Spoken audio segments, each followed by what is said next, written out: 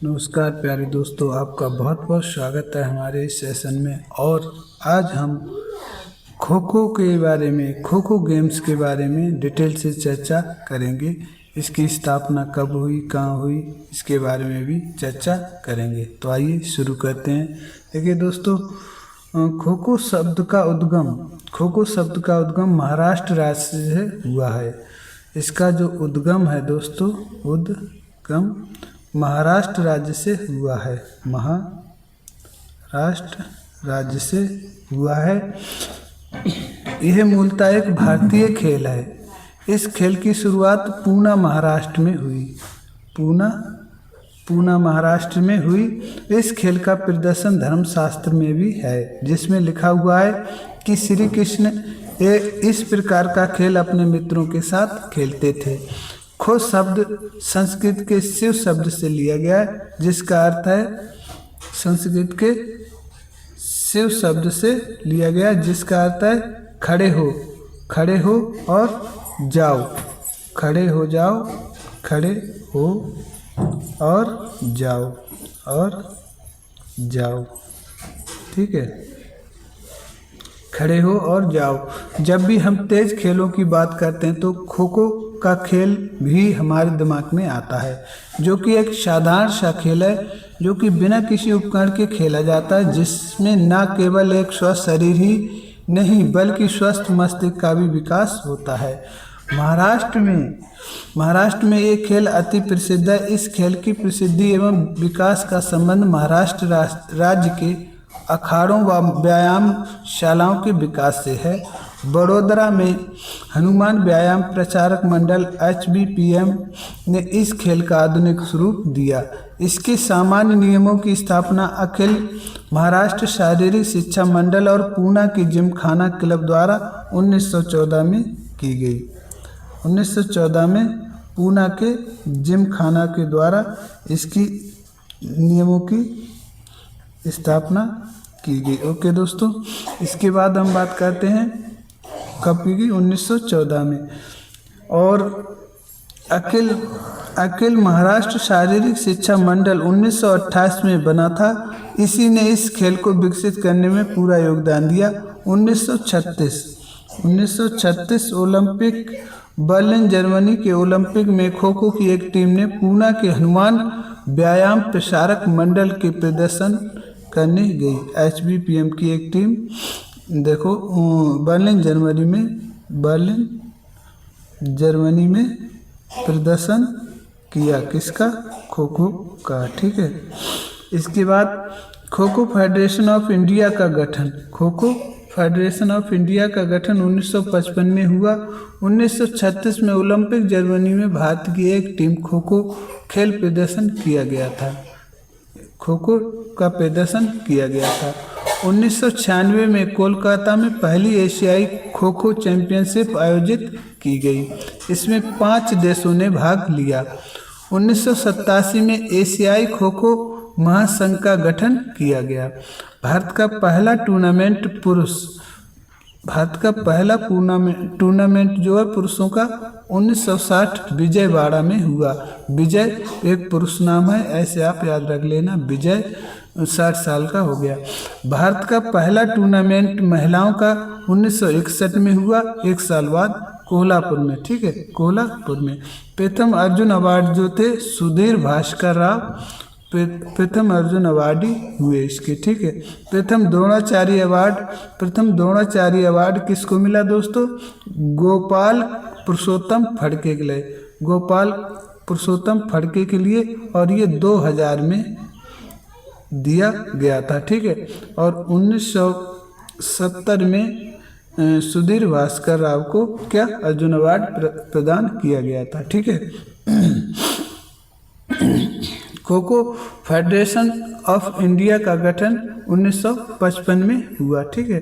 Kho kho federation of India यानी KKFI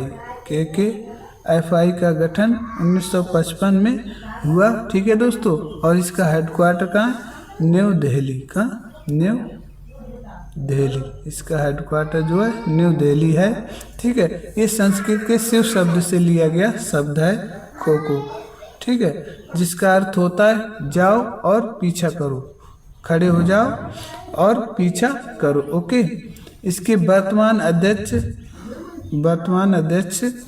KKFI के वर्तमान अध्यक्ष अभी इनका कोई डाटा नहीं है हमारे पास। ठीक है दोस्तों, नेक्स्ट वीडियो में ज़रूर बताएंगे। ठीक है, इसके बाद पुरुष का फेडरेशन कप, यानी पुरुष का फेडरेशन कप 1960-61 में सर्वप्रथम जो प्रतियोगिता आयोजित की गई, पहला टूर्नामेंट, ये फेडरेशन कप कब किया गया? 1960 विजयवाड़ा में किया गया। महिला का फेडरेशन कप 1960-61 में किया गया था, कहाँ? कोल्हापुर। ठीक है, और अन्य प्रतियोगिताएं इसमें कौन कौन सी हैं दोस्तों? इसमें नेहरू गोल्ड कप होता है। क्या? Nehru gold cup. और इसके साथ राष्ट्रीय खो खो चैंपियनशिप, अंतर्राष्ट्रीय विश्वविद्यालय चैंपियनशिप आदि प्रतियोगिताएं होती हैं। अगर हम बात करें अन्य पुरस्कारों की बात करें तो पुरस्कार जो है वीर अभिमन्यु, क्या? वीर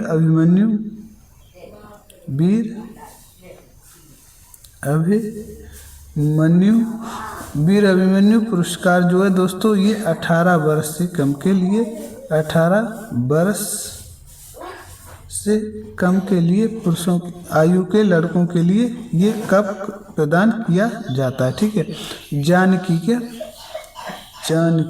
जानकी जो है महिला पुरस्कार जो है ये दोस्तों 16 वर्ष से कम की लड़कियों के लिए दिया, 16 वर्ष से कम की लड़कियों के लिए ये प्रदान किया जाता है। एकलव्य जो है ये पुरुषों का क्या है? पुरस्कार है। ठीक है, पुरुषों का पुरस्कार है। ठीक है, पुरस्कार। ठीक है ओके दोस्तों, और जो हमारा ये कौन सा? रानी लक्ष्मीबाई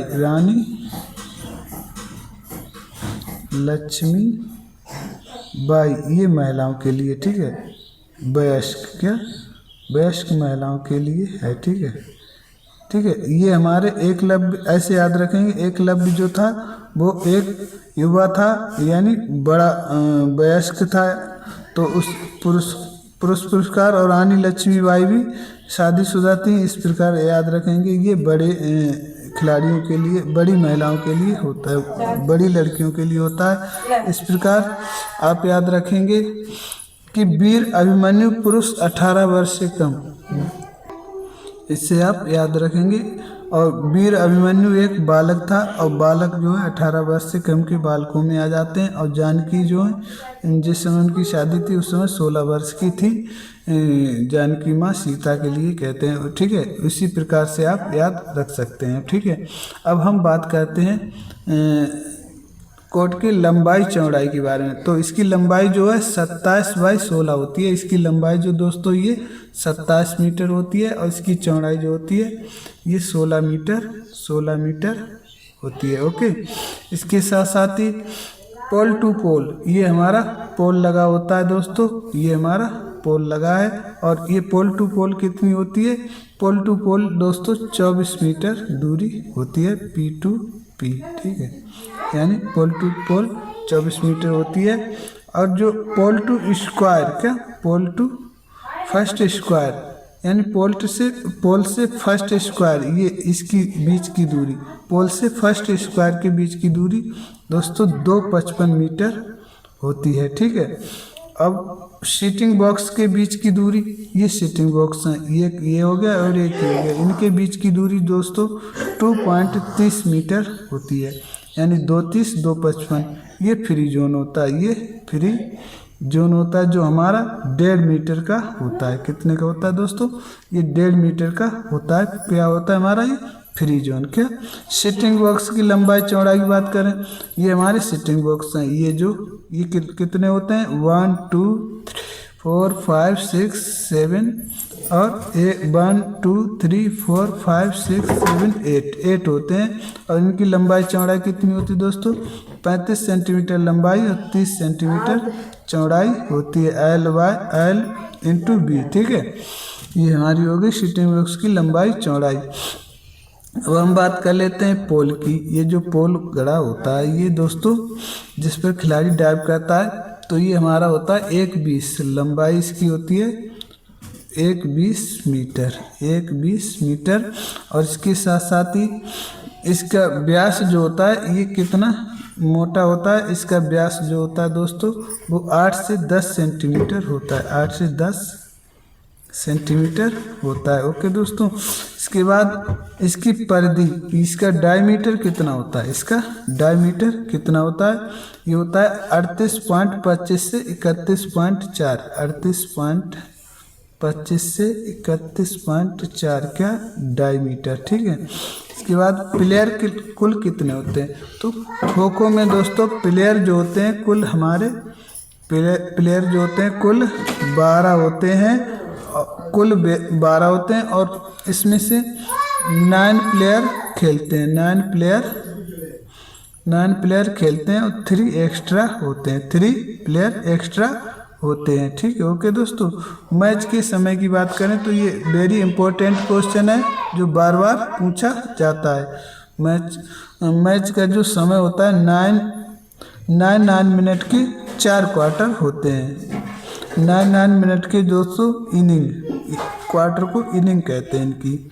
तो 9 मिनट के 4 इनिंग होती हैं। ठीक है, और इनके बीच में 3 मिनट का समय होता है और इंटरवल हमारा 6 मिनट का होता है। इस प्रकार कुल मिलाकर 48 मिनट का पुरुषों के लिए ये गेम होता है। महिलाओं के लिए 7-7 मिनट के 4 क्वार्टर होते हैं। महिलाओं के लिए दोस्तों 7-7 मिनट के 4 क्वार्टर होते हैं और इनका इंटरवल का समय 5 मिनट का होता है। इस प्रकार 7-2-7-5, 7-2-7 और ये कुल 37 मिनट का गेम होता है महिलाओं के लिए। ठीक है दोस्तों, इसके साथ साथ ही शब्दावली की बात कर लें 1-2, तो इसमें फ्री जोन होता है, ये हमारा फ्री जोन हो गया। इसके बाद पोल हो गया। पोल की लंबाई दोस्तों कितनी होती है 1.20, व्यास कितना होता है 8 से 10 सेंटीमीटर। और एक्टिव चेजर वो होता है जो चेज करता है यानी पकड़ता है। ठीक है, और एक्टिव रनर वे होते हैं जो दौड़ते हैं, ये 3 होते हैं, एक बार में 3 रनर दौड़ते हैं। ओके दोस्तों, active runner, back zone, shoulder direction क्या होती है, शोल्डर डायरेक्शन ये होती है दोस्तों जिस समय खिलाड़ी खो देगा उस समय आपकी शोल्डर की डायरेक्शन होगी, उधर ही आप दौड़ सकते हैं। पोल डाइव ये होता है दोस्तों जब खिलाड़ी दौड़ते हुए आता है तो उससे खिलाड़ी को पकड़ने के लिए पोल को पकड़ के डाइव करता है। ठीक है, पोल डाइव ये हो गया पोल डाइव। सीटिंग ब्लॉक्स ये होते हैं हमारे, ये कुल 8 होते हैं। ठीक है दोस्तों, इसके बाद हमारा है चैन, सिंगल चैन, डबल चैन। सिंगल चैन में क्या होता है दोस्तों, खिलाड़ी जो है एक बाई एक करके ऐसे दौड़ता है और डबल चैन में इस क्रम में दौड़ता है कि 2-2 प्लेयर को छोड़ के इनके बीच से क्रॉसिंग करता है। ठीक है दोस्तों, इसके बाद ये हमने खो खो कोर्ट के बारे में बात कर ली और इसके बाद इसकी लंबाई चौड़ाई के बारे में भी बात कर ली और लॉबी और इसके लॉबी की चौड़ाई जो होती है 1.5 मीटर होती है जिसे हम फ्री जोन कहते हैं। मैच की अवधि और इसके बारे में भी चर्चा कर लिया और खिलाड़ियों की संख्याओं के बारे में चर्चा कर ली। सब्स्टिट्यूशन, चेजिंग टीम का खिलाड़ी मैच के दौरान निर्णायक को बताकर बदला जा सकता है। ठीक है, इसमें ऑफिशियल की बात करें तो ऑफिशियल इसमें कुल 5 होते हैं। कितने ऑफिशियल इसमें कुल 5 या 6 होते हैं। ठीक है, इसके बाद हमने लगभग पूरा जो है खो खो का गेम कवर कर लिया है। इसके बाद डोज देना, सिंगल चैन में, डबल चैन में, क्रॉस लेन के सामने की ओर खेलना और रनिंग कौशल इसमें कौन कौन से होते हैं, सिंगल चैन, डबल चैन। ठीक है, और बैक अटैक क्या होता है, जब एक्टिव रनर के विपरीत दिशा में खोदी जाती है, एक्टिव रनर के विपरीत दिशा में खोदी जाती है तो इसे कहते हैं बैक अटैक। अब मान लीजिए ये दौड़ रहा है, क्या ये दौड़ रहा है और आपने आगे से खोक दे दी तो ये हो गया बैक अटैक। तीसरे खिलाड़ी को आउट करना, जब एक बैच के 3 खिलाड़ी आउट होने के पश्चात जब तीसरा खिलाड़ी आउट हो जाता है तो एक्टिव रनर को एक खो देना अनिवार्य होता है नए बैच के खिलाड़ियों को पकड़ने के लिए। एक खो दे देगा, इसी के बीच बाकी जो हैं एक्टिव जो रनर हैं वो आ जाएंगे। ओके दोस्तों, इसके बाद हमारा लेट एंट्री आउट, जब किसी बैच का तीसरा खिलाड़ी आउट होता है तो तुरंत बिना समय गवाए अगले बैच के 3 खिलाड़ियों को अंदर प्रवेश करना होता है। लेट एंट्री आउट क्या है, जब किसी बैच का तीसरा खिलाड़ी आउट होता है तो तुरंत बिना समय गवाए अगले बैच के खिलाड़ियों को अंदर प्रवेश करना होता है। अगर तीनों खिलाड़ी या 2 खिलाड़ी, एक खिलाड़ी अंदर आने वाले बैच के अंदर नहीं आता है, क्या जब तीनों खिलाड़ी या 2 खिलाड़ी या 1 खिलाड़ी अंदर आने वाले बैच के अंदर नहीं आता है और चेजर टीम को 2 खो दे देती है, एक तो अलाउ है दूसरी खो दे देती है, तो कोर्ट के अंदर न आने वाला खिलाड़ी जो है लेट एंट्री आउट हो जाता है। ठीक है, फॉलो ऑन देख लेते हैं। फॉलो ऑन क्या होता है, फॉलो ऑन कम से कम 8 खिलाड़ियों के अंतर पर ही दिया जाता है। पहली इनिंग के, मान लीजिए पहली इनिंग के पहले टर्न से अगर ए टीम के 17 खिलाड़ी आउट हो जाते हैं, कितने, और दूसरे टर्न में बी खिलाड़ी के 4 खिलाड़ी ही आउट होते हैं, तो यहाँ बी टीम का कप्तान ए टीम को फॉलो ऑन दे सकता है क्योंकि स्कोर का अंतर 13 है। ठीक है, स्कोर का अंतर 13, ए टीम के 17 अंक हो जाएं। ठीक है, और बी टीम के 4 खिलाड़ी आउट हो, ए के 17 आउट हो जाएं, तो यहाँ बी का जो है स्कोर 13 ज़्यादा है।